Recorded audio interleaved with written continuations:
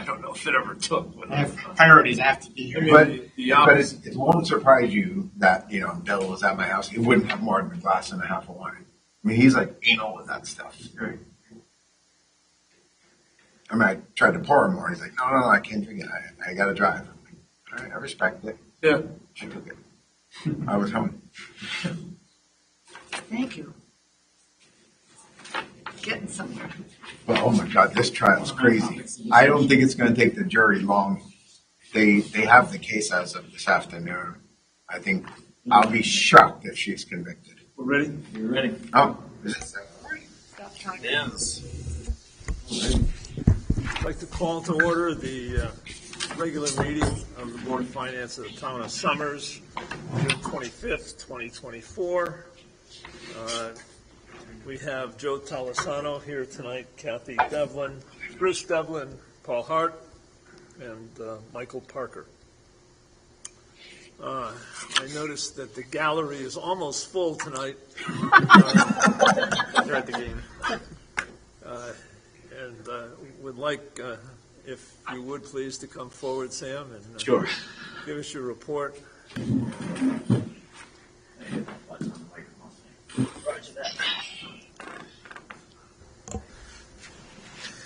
Good evening. Good evening. So I'm here on the behalf of the Board of Education. I'll first give you an update on the HVAC project. Oh, wait a minute. Before I do that, I would like to say that we had graduation on the 11th. It was a spectacular evening when we got to see off the senior Spartans. So all went well there. So that was big news in June. But regarding the HVAC project, there is a standing building committee. Thus far, we've met roughly 8 times. The meetings are scheduled every 2 weeks. And as you know, we were awarded the $5.8 million grant from the state, which we're very pleased about. Committee members on this building committee, me, Michael Marinaccio, Steph Levin, Mike Briggs, Paul Bohanowitz, Jim McFeet, and Todd Rowland. Recently on June 20th, it was determined by the building committee to go forward to bring it to the Board of Selectmen, a proposal to engage Gilbane in a pre-construction estimate in the amount of $70,895. The purpose being to create an accurate estimate for the scope of work that's being proposed. Right now, we're running scenarios of day work, night work, trying to identify swing space. So we ensure that we keep this project within budgetary constraints. Hopefully, if all goes well, we could be looking at maybe an October start. Completion.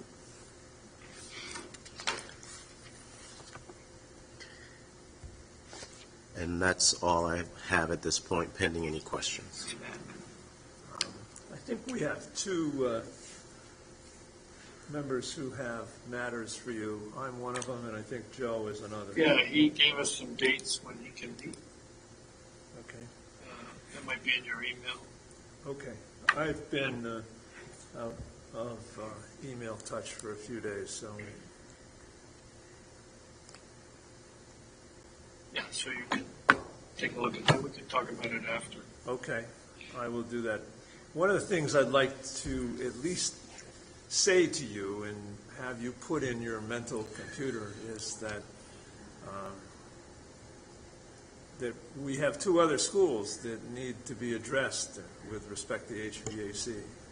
And the heat wave the other day reminds me that we still need to do those schools, even though, we haven't talked about the sources of money or everything else. But I would hope that you would bring that matter to your committee and have them start talking about it so that we can get some work done. I know that my recollection is one of the jobs is a bigger one than the other in the remaining 2 schools. Right. But it won't get done unless we start, I suppose, right? Well stated. Sam, is there any AC in the middle school? Um, I know there's some in the high school and then maybe in the center. yeah, I area. believe in the offices there are. Okay. I mean, I've been in there, but not during this heat wave. Yeah. So, Okay. You know, I mean, I think yours as well, our objective is to get all of the schools fully air-conditioned and fully air-treated so that if we are involved in another one of these COVID-19 goofball things, that right, we've got the right air system, you know, not just air conditioning, but right, so that kids are in a healthful environment, you know? right. We have to start on it. So, please, bring it to your committee, and maybe next time you come back, we can get a general sense of what needs to be done, Sure. and what you think the timelines might be for the other two schools, you know? Okay. Might there be additional grants available for that? Okay. Yeah. Okay. Yeah, that's why I think we're in the right time to be Yeah. thinking about this, you know? Sure. Okay. Thanks, Sam. There hasn't been talk of the type of system that would be put in, right? I'm sure it's not like mini splits, is it? I don't know at this point. I wouldn't, maybe it's too early. I mean, the high school one involved removing the roof and taking out the entire mechanical system, and then, so maybe in that case, mini splits are the way Might to be go. appropriate, yeah. Might be a good, Yeah. temporary / long-term solution. I know at one of the universities I worked at, one of the lecture halls, that's all they used was mini splits. They screwed them into the second floor, and they had several huge ones, like for a room like this, Right. for the lecture halls. But that project for the high school was massive. I mean, huge. Yeah, from what I remember, I think the high school was estimated at like 12 million just by itself. Right. I know the three combined were like 26. And I think that the elementary school was picked because it had the least amount of current like HVAC system in it. It had heating and it had some ventilation. It had, other than I think like the admin offices had like zero air in it whatsoever. From what I remember, Mabel B. Avery was the cheapest of the three because it was everything's on the roof, and so it was a lot of just replacing air handlers on the roof. I don't think it's as intense inside the building. It's more of, just getting roof work done. But yeah, like Joe said, the high school was dismantling everything, taking it out, and then piecemealing it all back together as you put it back together. There was alternatives. I don't know if the alternatives are more affordable. It was talk of building a building onto the side of it and putting the equipment there and funneling it through instead. There's engineers that get paid good money to make those decisions. So Dr. Galloway, what was the proposal you presented? That's for the elementary? Correct. That's for the elementary school. Pre-construction estimate. Does the high school have any air conditioning?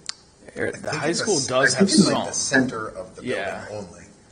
I think Yeah. I want to say the office is. Yeah, and I think the classrooms are on the center. Yeah. Upstairs classrooms do not. Yeah. That I do know. Oh. Okay, well, thank you for listening to the speech in this regard. No, I appreciate the board's thinking in that regard, and I'll definitely go back and dig up the old plans and generate that conversation with the committee. None of this is going to be easy, none of it's going to be cheap, but I don't think we have much of an alternative in the final analysis. We Well, I have don't to think, do it. students can't learn in a 95-degree class. Maybe they can in the south, but it doesn't work well in the north.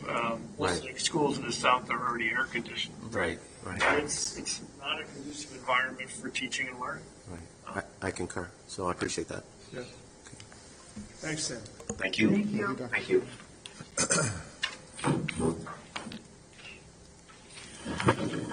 Do you want to pretend you're Tim for a few minutes? And here's, No, I won't do that. We won't be upset if you want to bug out, and No, it's fine. thanks, Sam. Is there anything from the Board of Selectmen? I see none present. No, I think he's still in the affordable housing meeting going on upstairs, so I didn't know if he'd make it here Or the tonight or not. Finance Department, do you have something? I got a few things. The first one, next Wednesday at the Board of Selectmen meeting, Todd Rowland and myself will be presenting a 5-year comprehensive road plan. We're looking to pave all of the local roads and the school parking lots over the next 5 years. This, back in 2019, I think it was, we issued a bond to pave 50 miles of roadways in town. Now, and that was all of our major roadways. What's left is all of the local roads, residential streets. So we put together a plan that we are spacing out over 5 years, anywhere from $1 million to $2 million a year to pave all of the roads in town and get them up to acceptable levels. We're looking to do it over with multiple resolutions as well, instead of just issuing one bond. And then 4 years from now, finding out that the price of tar is double what it is today. So instead, we plan to roll multiple years of resolutions, keep the principal amount low, so we can shorten the length of the bonds down to 10 years to keep the interest rates low, and create a smoothing effect on debt service as the current debt begins to reduce. I'm expecting to get data from our financial advisor by Friday, and like I said, then we'll present everything to the selectmen. So I would expect a resolution to come in front of this board at your July meeting. How does that square up against the desire to continue to push for a community center? You can only bundle so much. Correct. So the community center right now is currently sitting on hold. It was taken off of the State Bonding Commission agenda at the last minute. So there's a chance for it to be back on the state bonding agenda if they meet again before the end of the year. We were also told by the federal government we had applied for congressionally directed spending.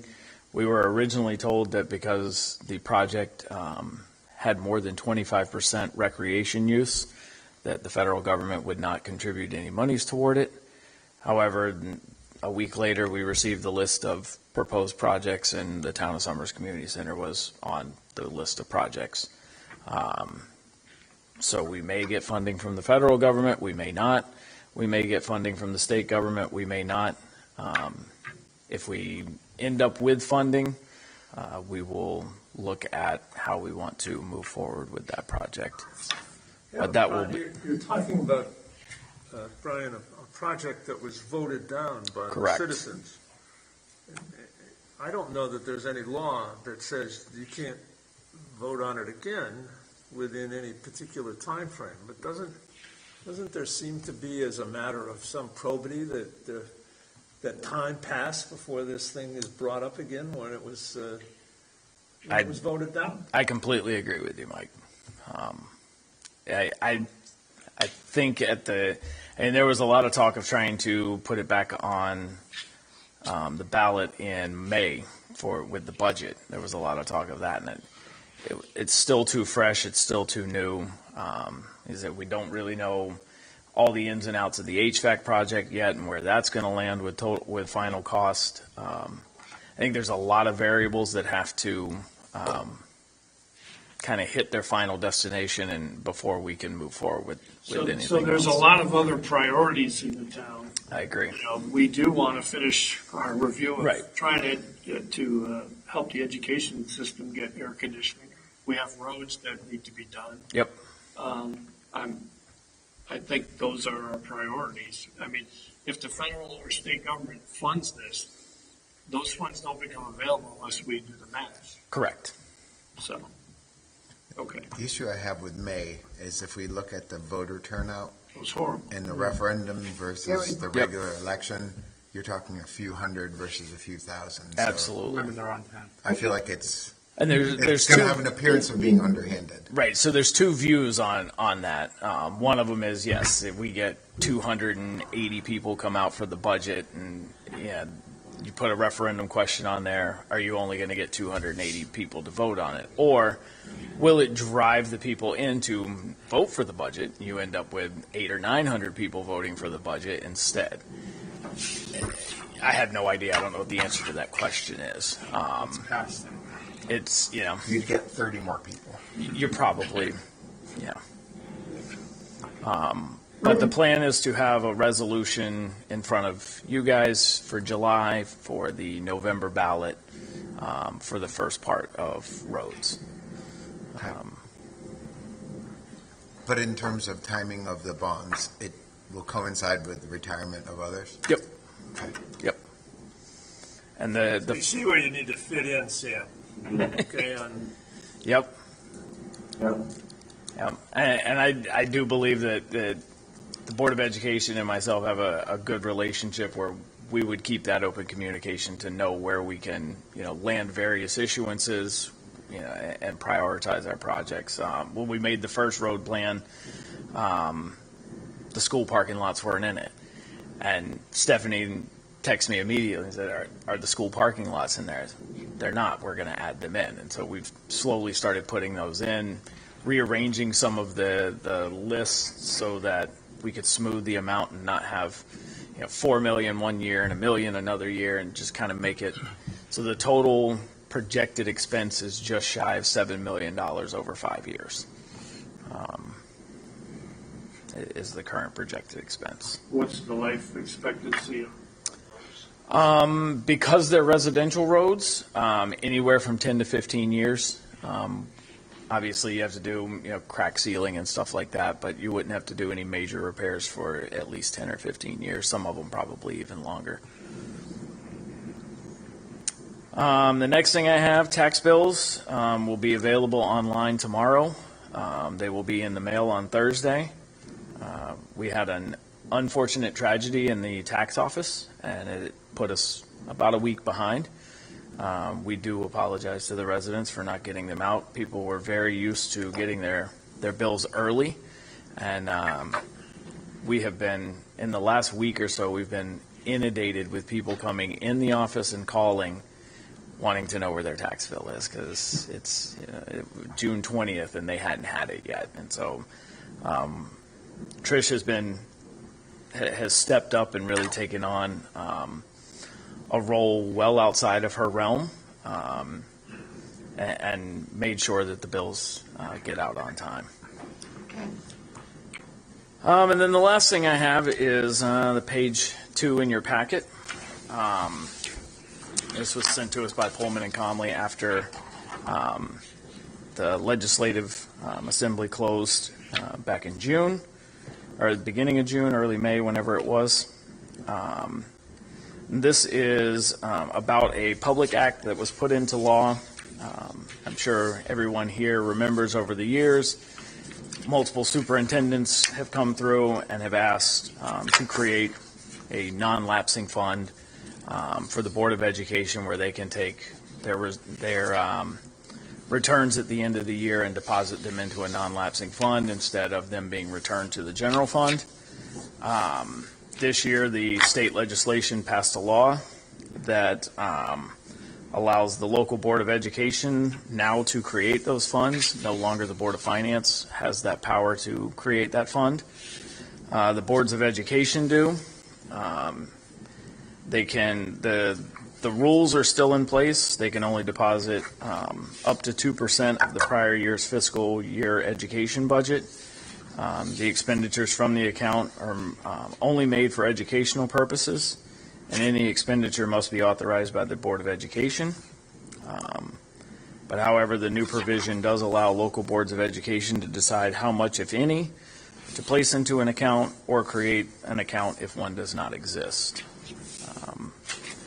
So I know when I saw this, I sent it over to Sam and Stephanie, wanted to make sure they had seen it. I know that in the 10 years that I've been here, I think I've heard it brought up at least 3 or 4 times. So I mean, my only thought on it would be if this is something that the Board of Education does eventually look to do, that we make it very transparent. They inform the Board of Finance of the creation of the fund, update them regularly on the balance, any expenses that come out of that fund. Those would be my only recommendations on that. But unfortunately, no longer the Board of Finance has the authority to hold on to that. Well, this, I don't know that this is the entire law, but as I read it, it doesn't say anything about who sets up the fund in the first place. So about halfway down, I highlighted it on mine. I apologize for not doing it on the others, but it does say, however, this new provision will allow local boards of education to decide how much, if any, to place into such an account up to the 2% cap, or create one if one does not exist. It says previously, local boards of education were relying upon the willingness of a town's fiscal authority to create such an account, and often a town's fiscal authority would not do so since any unexpended monies would otherwise revert back to the town at the end of the fiscal year.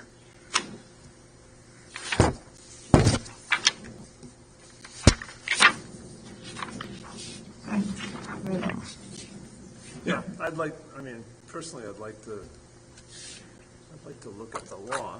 Yep. See what it has to say. Yep, it's, they reference the law number in there. Yeah, sure, no, that's helpful. Yep. Does Dr. Galloway have any thoughts on this? Well, we had a board meeting last night, and I did just what Brian is doing right now to inform the board. And their action would be to have a discussion in the Budget and Finance Committee to make any determination what the direction would be.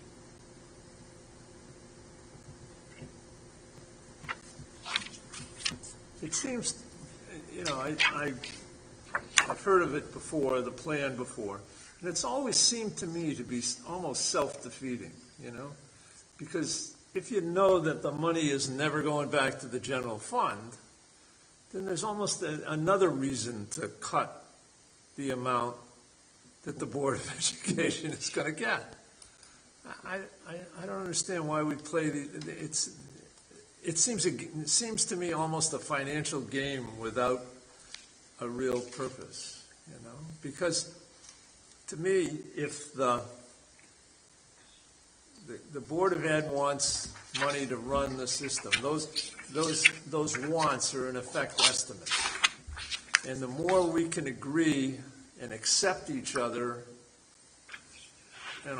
understanding that they're estimates, the more likely it is we come to a budget that you can live with and deal with, without a lot of, this is just another piece of sand in that wrench that keeps us from working together, because now we've got to ask, how much is in the little pocket over there, and how much is that going to affect how much you're going to get next year? Mr. Chairman, we've already asked them to come to us if they need things. This would probably give them, they wouldn't be coming all the time. They would have this to draw for smaller things, potentially. Well, that's right, but it's just another thing we're going to be poking at, saying, hey, how much is in your bucket? Right. You have $1 million in there, we can Yeah. reduce the fund, and you can spend that $1 million instead of taxpayer $1 million. It seems like a solution without really a problem, but. Yeah, I think in the spirit of being on the same team, I'm on your agenda every month, and we have no problem being transparent with our operations with the Board of Finance. This type of relationship doesn't exist everywhere. I've worked in several other districts, so I can see why they've empowered some local boards of ed, because the relationship is contentious between the town. But I come every month, our books will be open, nothing will change with that. And I'm not speaking for the Board of Ed at this point, because they have yet to even have a productive, thoughtful conversation about the matter. Appreciate that. But I'm tracking. No, No, I understand. You're right on target, Sam, as far as I'm concerned. I mean, we have a special, I think we have worked hard to have a little bit of a special relationship between the boards here, and I think it only works for the benefit of the town. Yeah. You know, So in the past, Dr. Galloway, we've had joint meetings with the selectmen and the Board of Finance. I think it would be productive, once you come up with a position, to have a joint meeting so that there can be direct dialogue back and forth. I think that goes a long way to the chairman's comment about preserving our collective collaboration, you know? Sure. Going forward, and I think that's important. I would agree. anything else, Brian? I'm sorry, anything else further from the board, Sam? Do you have any information on the ambulance thing? That was next. All right. So, Let's help them move this along, Brian. Yep. So last month, we told you guys that Stafford had requested out of the current agreement that we had in place effective June 30th. Since then, we have had multiple meetings with an EMS attorney. She drafted a proposed mutual aid agreement between the town of Summers and Stafford Ambulance. We sent that to Stafford. About 3-4 days later, we heard back from Stafford with a very emphatic, no, we will not sign this. So Tim and I had a phone call with the chief in Stafford, Alex Moore, trying to come to some type of agreement with him. His thing is he does not want us to bill his patients. He wants the agreement to be that Stafford will pay whatever they offer to pay. Unfortunately, what they're offering to pay does no benefit for the town of Summers.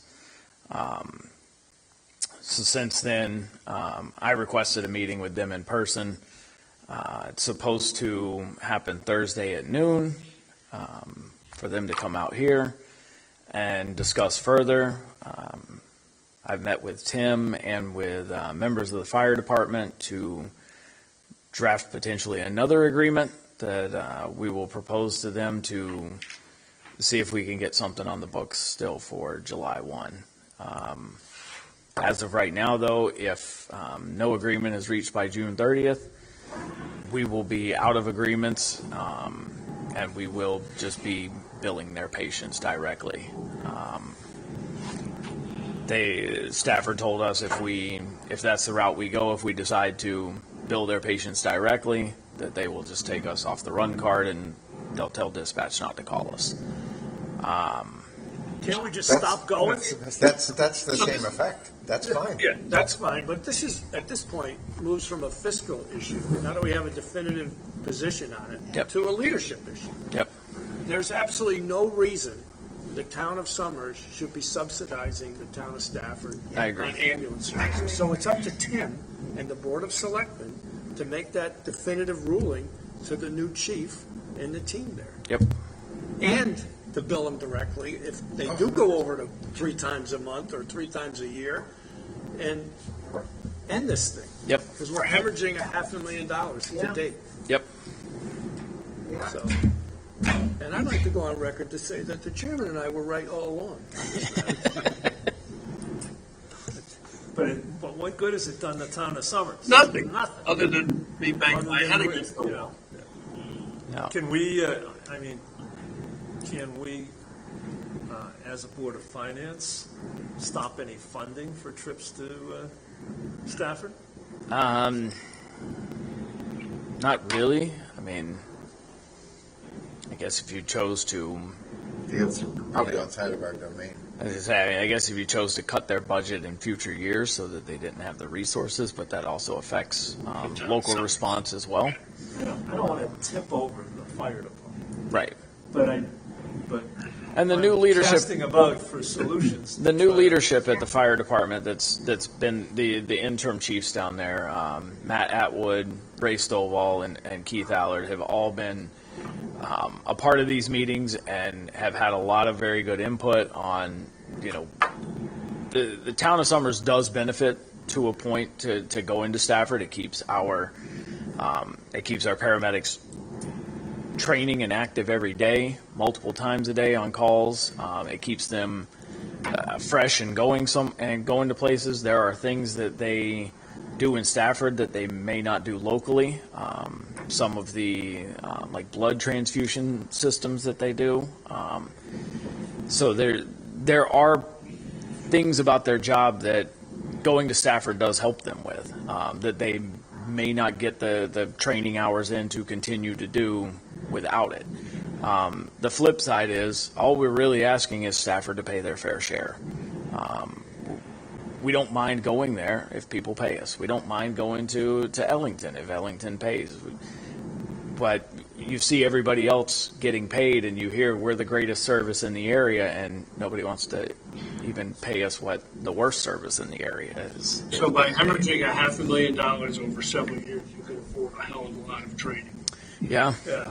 So I don't, no offense, that argument, I mean, it's real world, but that's not their role at this point. You know, if people are refusing to pay, then we should refuse to provide the service. Well, our default at the moment is for private billing. If nothing happens. If nothing happens between July now 1st. and Monday, we would just begin private billing the residents for any calls because we They'll would have take us nothing off the else, run card. and we would have nothing else in place. Where does that billing come out of, your office? Or? No, we have a third party that handles all the billing. To me, that's not the right, it's part of the solution. The solution should come from the select that says this is the position of the town of Summers. Other than, you know, occasional mutual aid calls that we all We want. shouldn't be doing this by default. You know, Exactly. like, We should be you doing got it our for bill, free. so now we're taking you off the list. Right. It should We be, should be saying to the town of Stafford, through the executive. exactly. Maybe you said it more eloquently. I did not. I but think that's exactly what, got my at this point, Yep. I know there's a lot of passion about this, but passion doesn't pay bills. This is true. And it's not taken off the list, we are the list. Yeah, exactly. That's a great point. I mean, it costs hundreds of thousands of dollars to build this program. Yep. They refuse to fund that and refuse to pay for us who have funded it for our services. Right. This is black and white to me, and it has been from day one. Frankly, the fire department showing up in mass here saying that they have to do that was not true. Right. It was not a factual statement that they all made. Yep. I just hope my house doesn't have an issue with it. Right. It's all right, Joe. You'll see. Bruce and I will defend you even if it takes 20 years. Don't worry about it. It's on paper, I don't know if you got it, but. Mr. Slack. There he is. There it is. So that's Where we're at. Before we go to other business, Tim, do you have a report from the Board of Selectmen? Yeah, I've got a couple things, yeah. Sorry, I was late. We were having a meeting upstairs. I understand.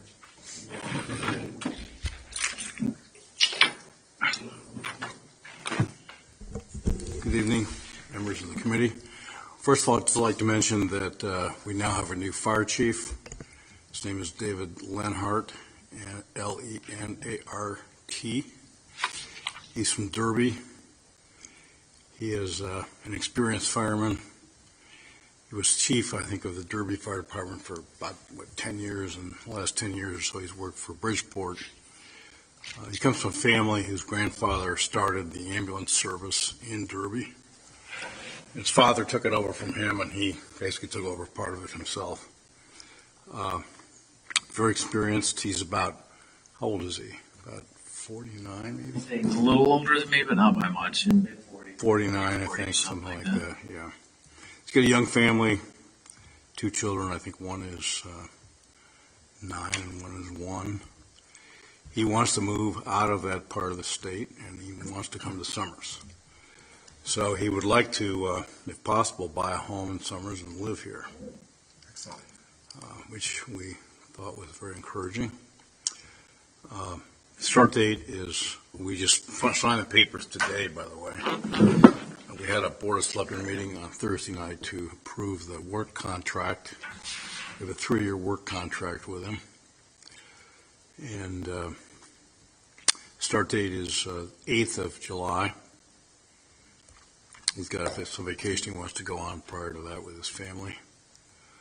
And I think it's really good news. I think it's very positive. He's got a great attitude. He's already introduced himself to the fire department.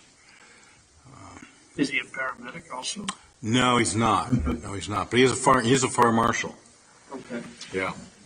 So you're raising the issue of paramedic, of course. That's one thing that Brian might have already told you, that we're trying to set up a meeting with Stafford. That I just actually finished writing him a little email. I will check it when we're done. Yeah, you'll get a copy of it. Right. I'm just telling him how important it is to meet on the subject, and it's not something just to handle lightly. It's a very important subject, life-saving services that Summers provides, and we're just looking for a fair and reasonable outcome. That's it. And we feel that we're armed with sufficient authority to make certain decisions should we need to. So we got the high ground, for sure.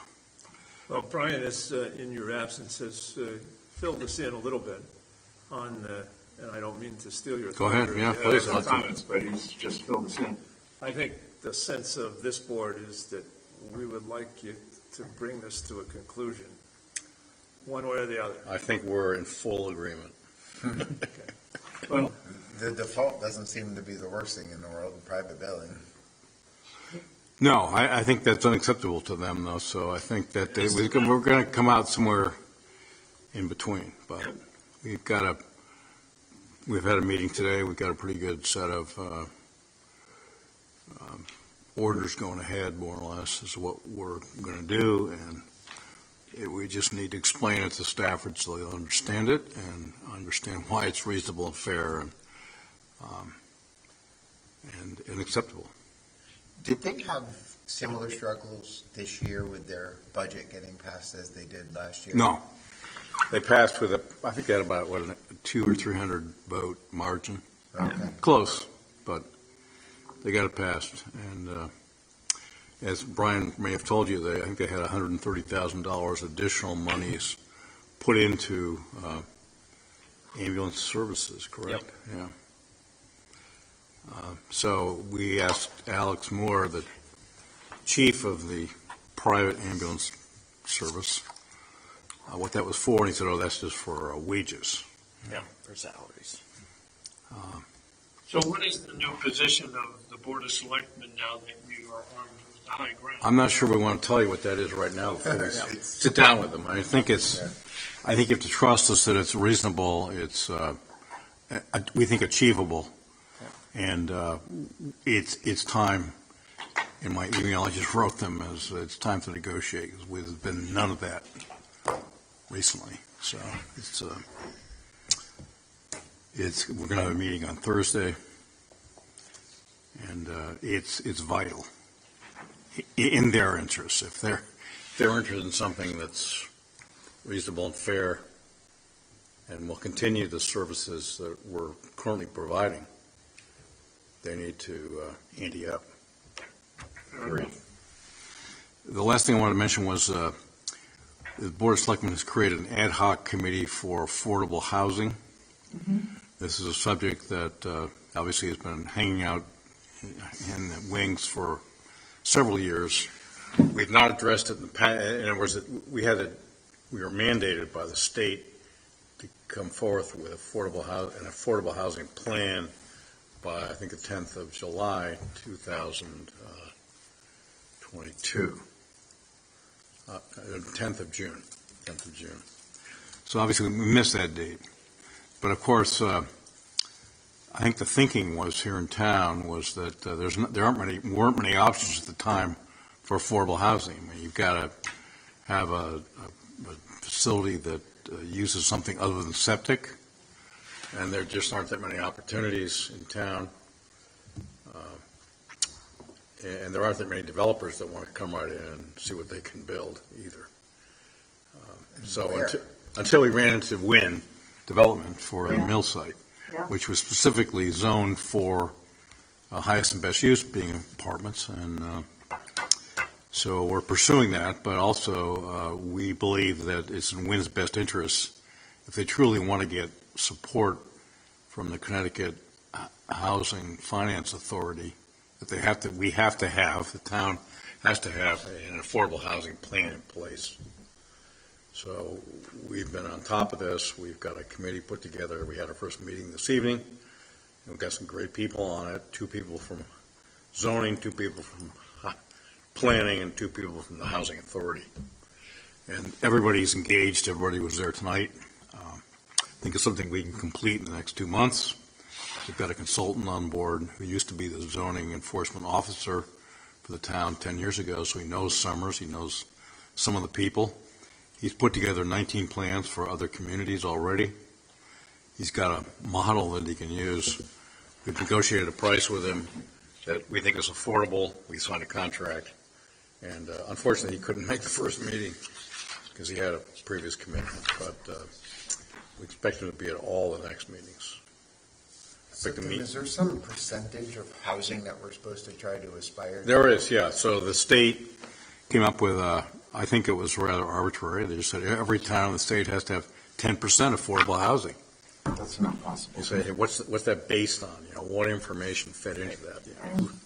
Who knows? And Woodcrest accounts for that, right? Oh, yeah. Right now, we the have only affordable housing they have. Right now, we have 5.1% Oh, that qualifies for affordable housing. There's a lot in Sokol. Yeah, that's included as well. We have a 10% goal. We'll have to fix the mill site with some, Yeah, that'll get us to like 7.34% that's close enough. if we get that. Yeah, it's a lot closer than we are right now. So we're moving in the right direction. I think If they that's what's want important. More affordable housing, we gotta clean up that area, the state, I mean, you would think.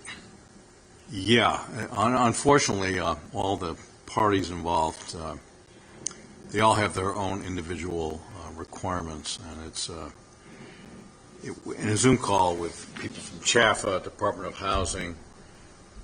Who else do we have on there? We had Wynn, And we had a meeting with the commissioner of the housing, commissioner.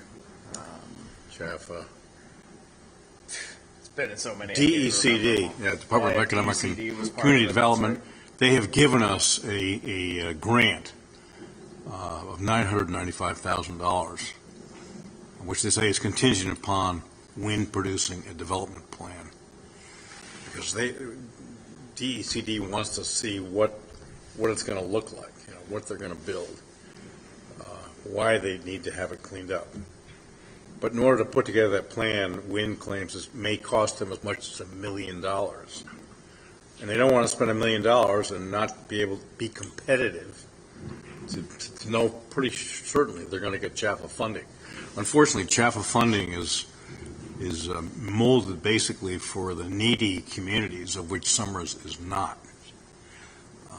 But the affordable housing plan will gain them a few extra points toward yeah, potentially landing an agreement as well with the.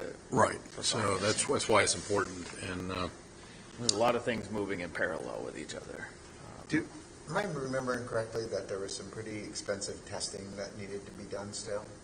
That's what the 995,000 Much. is for testing and then remediation of anything that would need to be removed. I think remediation being most of the testing's been done, I think. Okay.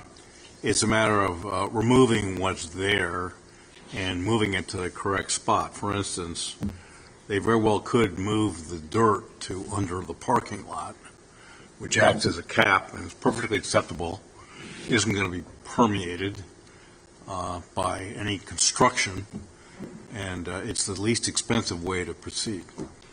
So it happens all the time. So, thank you. Any questions? Thank you. Thank you. Okay. I'd love to see that project go forward. Yeah, but one transfer request? Yep, so the only thing I have under other business is a transfer request. And this is actually for the contract that Tim just spoke about, to transfer monies from contingency to land and building services of $15,000 to to engage Teiche Planning and Policy Group for development of an affordable housing plan. I'd like to make a motion to approve the budget transfer. I'll second. Motion's been made and seconded. Any further discussion? No. Good idea. Call the vote. All in favor? Aye. Any opposition? None heard. Motion passes. No, I've got the original. Okay, next item is the minutes from the May 28th meeting. Got it.